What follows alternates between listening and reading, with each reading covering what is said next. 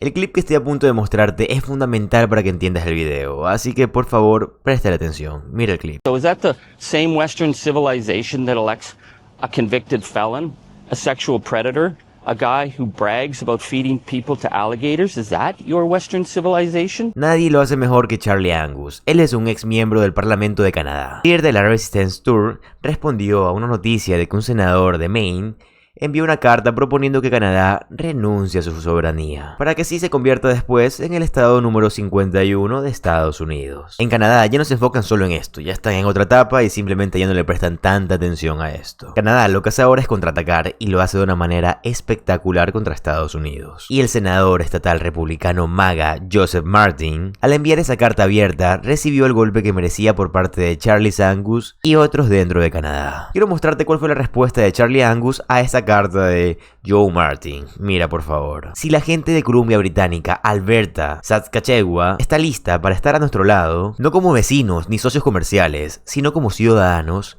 entonces levantemos bandera, firmemos los pactos y démosle la bienvenida a una familia que vale la pena defender. Esta es una noticia de última hora. Canadá no quiere ser parte de este régimen fascista de Donald Trump dentro de Estados Unidos. Canadá no tiene por qué ser parte de Estados Unidos. Canadá es fuerte, orgullosa y no necesita a Estados Unidos para hacer todo lo que es. Canadá ve lo que están haciendo dentro de Estados Unidos como el lenguaje de Vladimir Putin. Literalmente lo ve como las mismas amenazas y las mismas palabras que utiliza Vladimir Putin se están utilizando dentro de Estados Unidos actualmente. Quiero mostrarte lo que dijo Charlie Angus y luego mostrarte lo último que dijo Pete Ora. Este es el payaso que representa a Estados Unidos dentro de Canadá, que está lloriqueando en Global News. Prácticamente en eso gasta todo su tiempo diciendo, oh, Estados Unidos es la víctima. Canadá por fin se está defendiendo de Estados Unidos y me encantaría que escuches lo que dice Angus al respecto de la reunión de Donald Trump con Vladimir Putin.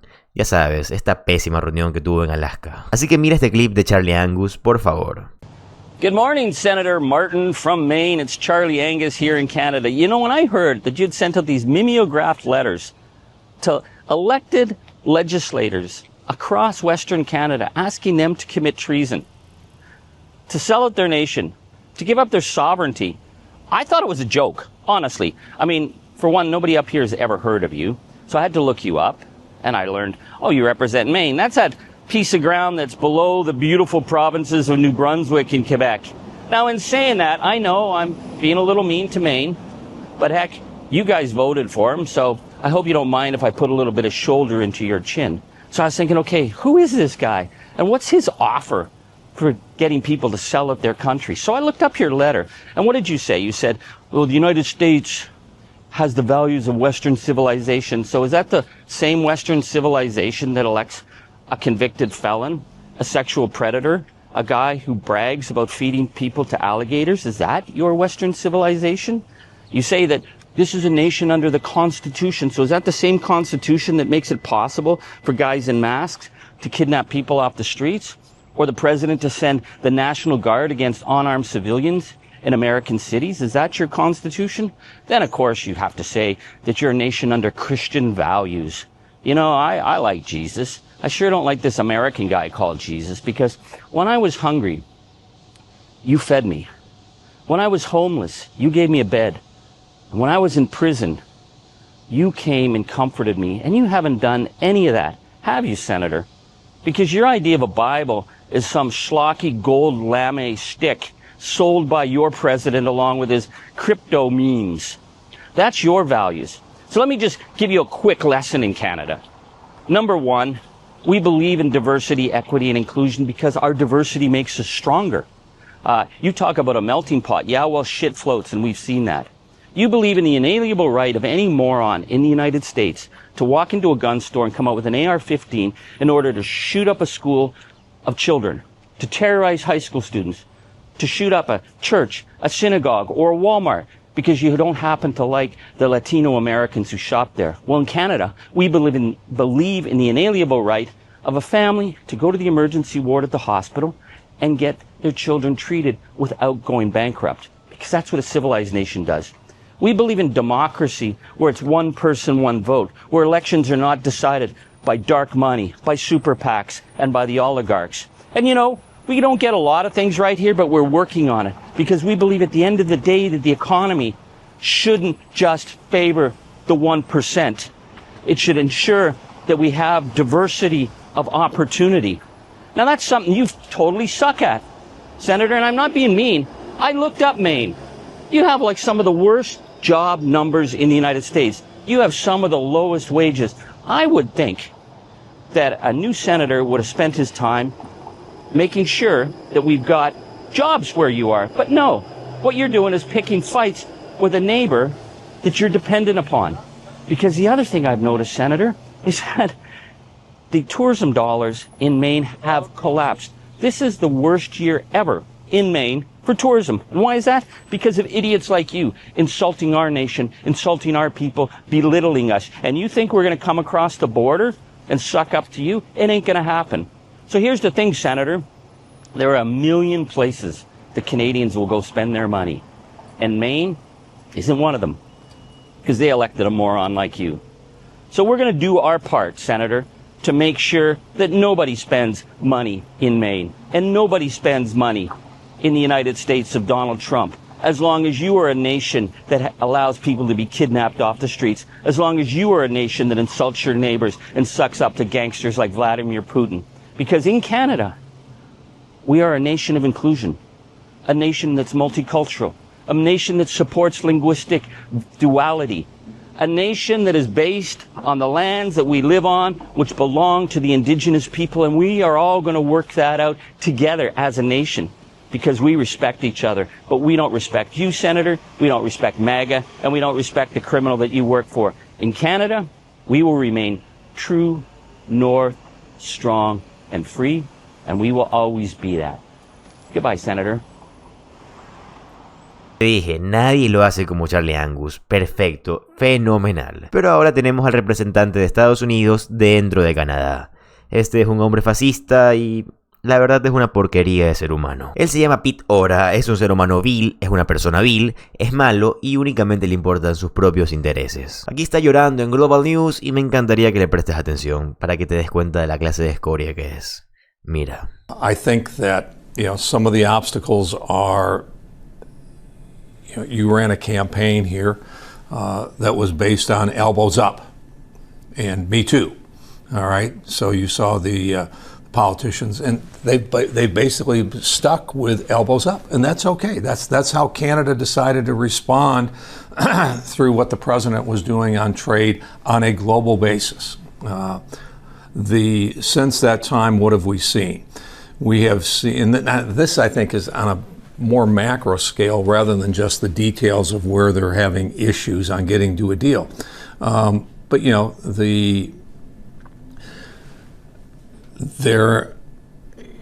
Canada's indicated, hey, this is our opportunity to rethink how we do trade globally, who our trading partners are going to be. We got to can we reach out to Europe? Can we reach out to Asia?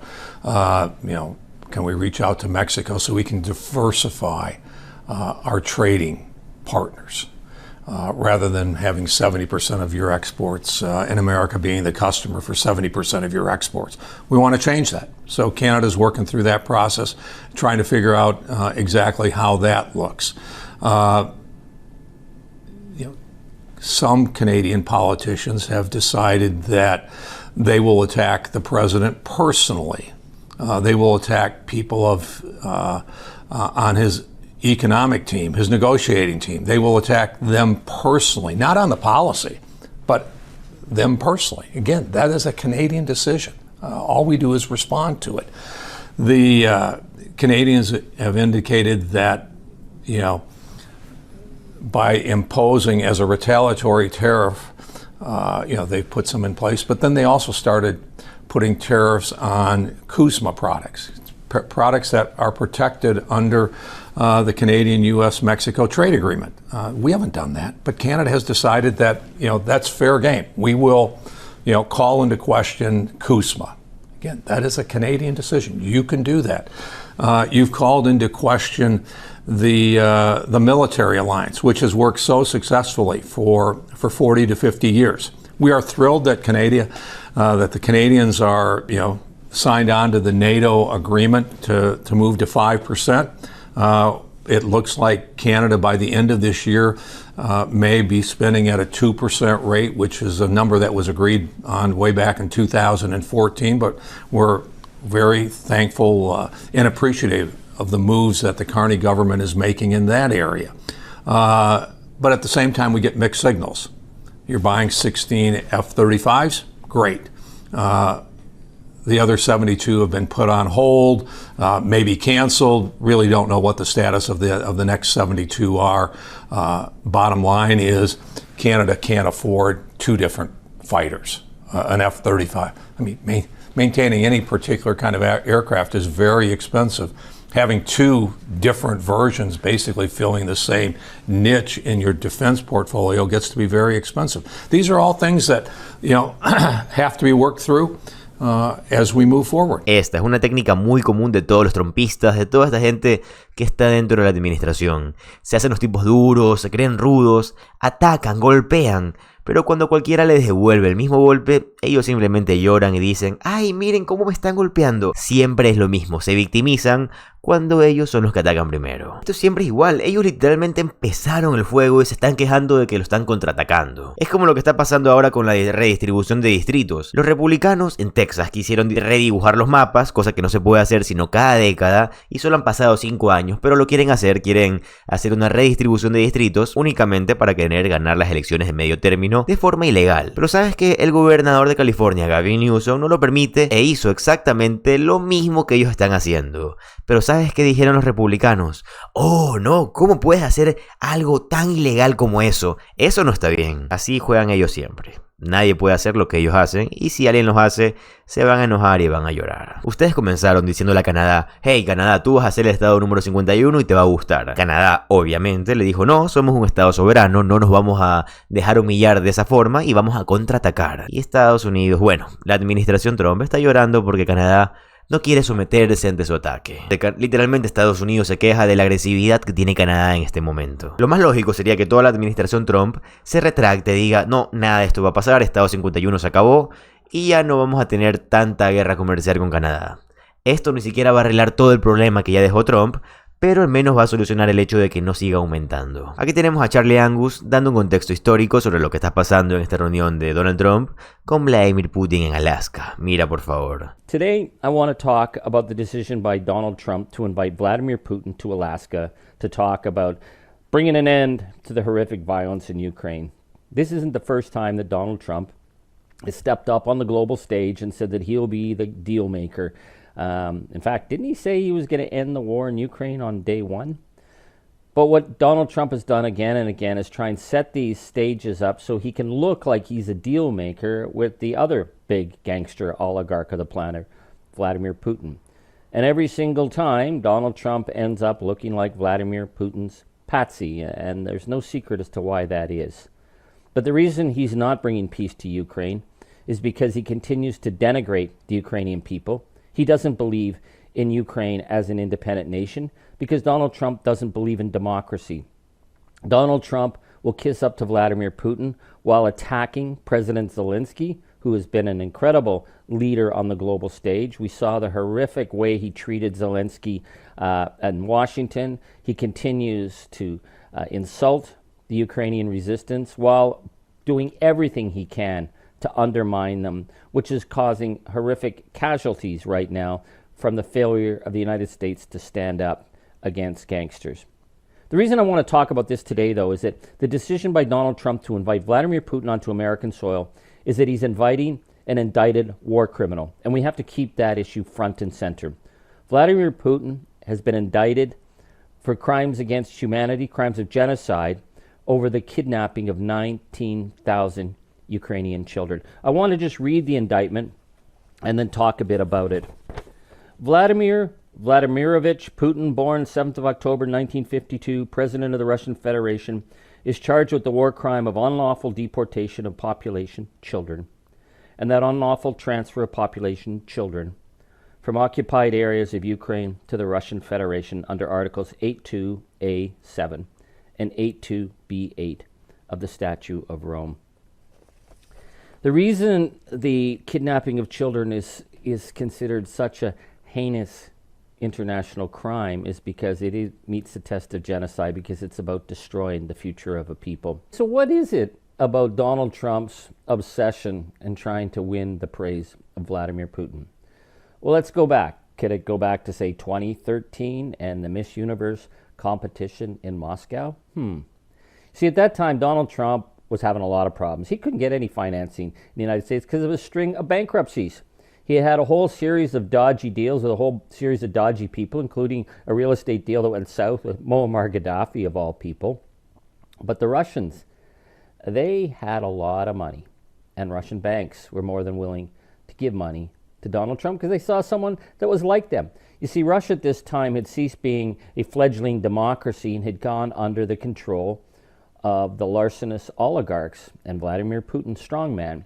So there was a lot of easy money flowing around Moscow in 2013 when they invited Donald Trump to come over, and he was bedazzled. You see, the oligarchs had looted the Russian economy. They had stolen Russian industries. They were buying themselves super yachts, art pieces. They had trophy wives. This was the kind of thing that Donald Trump dreamed of, and they made Donald Trump feel important. But Donald Trump was worshiping them more than anything. In fact, as the Miss Universe competition was coming closer and he was just getting support from the Russian oligarchs, he tweeted, "Do you think Putin will go to the Miss America pageant in Moscow? If so, do you think he will become my new best friend?" Wow, what a way to signal, Donald, to the FSB, the former KGB, and to the Russian leader, who's suspicious of everyone, that you are a total dupe. So what did the result of this, how was it played out? Well, we've seen that since Donald Trump came to power, he's done one thing after another to favor the Russian oligarchs and to favor Putin.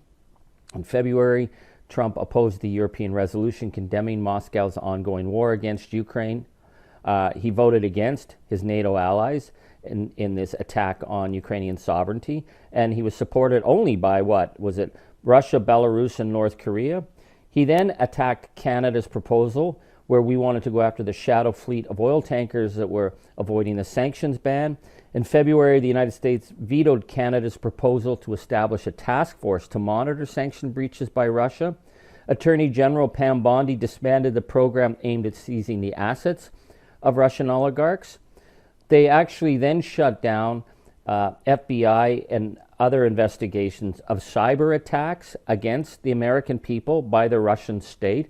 In fact, Donald Trump jumped up to defend these attacks on the American institutions by blaming the so-called lamestream media.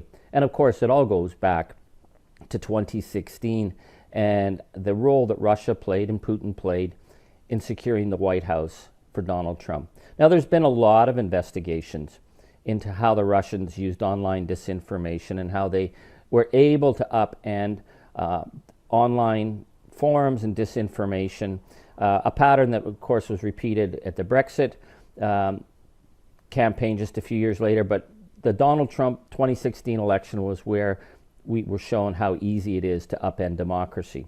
And one of those key players in that was a guy named Yevgeny Viktorovich Prigozhin. Now, Prigozhin is a very dark figure. Okay, this guy was a street thug. He went to jail for a long time for a vicious assault on a woman on the streets of Moscow in order to steal her earrings. When he got out, he set up a hot dog stand, and that's where he met Putin or the oligarchs, and then he became known as the chef to the oligarchs, yeah, the hot dog stand maker. But then he did something very, very audacious. He set up something called the Internet Research Agency right around 2014. And their focus was sending disinformation into Europe and the United States. And in the United States, boy, they found a nation of suckers. Because what Prigozhin did was he didn't just send in disinformation and Russian bought propaganda. He got his people to go onto sites and to pick fights. Some would pretend they were pro-Black Lives Matter. Others would be anti-pro-Black Lives Matter. Some would be Christian nationalists. Some would be atheists. Some would be pro-Hillary. Some would be pro-Bernie. But it was all about turning the online forums into dysfunctional rage machines. And then, of course, the right jumped in and now you can't even have a public conversation on X or Facebook without the bots taking over. Prigozhin was one of the guys who drove that, and that was driven to help Trump get elected. Now, Trump has done everything he can to try and shut down the obvious connections. He's gone after people in the FBI who investigated it. He wants former President Obama charged with treason. Treason.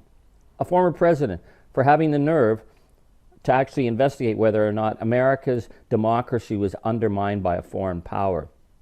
Now, Prigozhin became the head of the Wagner Group, and the Wagner Group were a gang of vicious mercenaries known for horrific crimes against civilians in Africa. That made the perfect gang for Vladimir Putin to send him into Ukraine, where Wagner was involved in horrific violence, horrific killings, massive allegations of crimes against civilians and against prisoners of war.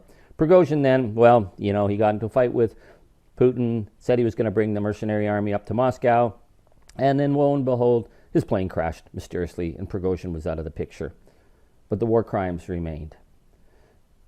I say all this because we need to know what we're dealing with in Donald Trump. We're dealing with a man who doesn't believe that Ukraine has a right to exist, and he doesn't believe that Canada has a right to exist. He has defended Putin's attacks on an independent nation as being a sign of savvy genius, as he claims that Canada's border can be arbitrarily rewritten. And I say this because it falls to Canada to speak up, because the Americans see us in the same light that they see Ukraine. In fact, Howard Lutnick, when he was ranting that Canadians weren't being grateful for the abuse of our nation and the attacks on our economy, said that we had to stop acting like Ukraine. That's how the Americans see us. So yes, we are acting like Ukraine. Ukraine is defending their territory, but it's getting harder and harder because the ongoing interference by Donald Trump on behalf of Vladimir Putin. And Donald Trump has the same belief that Canada doesn't have a right to exist. Este fue el final del video, espero que te haya gustado, que lo hayas entendido.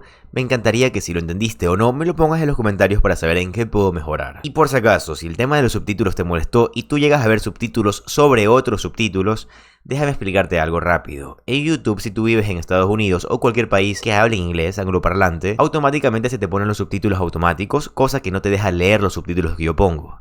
Así que te recomiendo que vayas a las opciones de YouTube y deselecciones la opción de subtítulos automáticos. Y vas a poder leer muy bien los subtítulos que yo te pongo en los videos. Está de más decirlo, pero si te gusta el contenido de política estadounidense, te va a encantar suscribirte al canal, ya que subo videos todos los días. Mi nombre es José Alvarado, soy economista y estoy comprometido a informarte diariamente. Nos vemos en el siguiente video. Adiós.